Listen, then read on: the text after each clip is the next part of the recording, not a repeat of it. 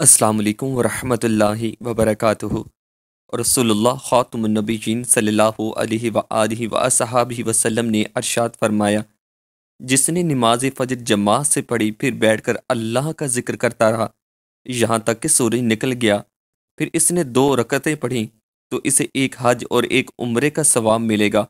आप ख़ातमुन नबिय्यीन सल्लल्लाहु अलैहि व आलिहि व अस्हाबिहि वसल्लम ने अरशाद फरमाया, पूरा पूरा पूरा यानी हज उम्रे का पूरा सवाब।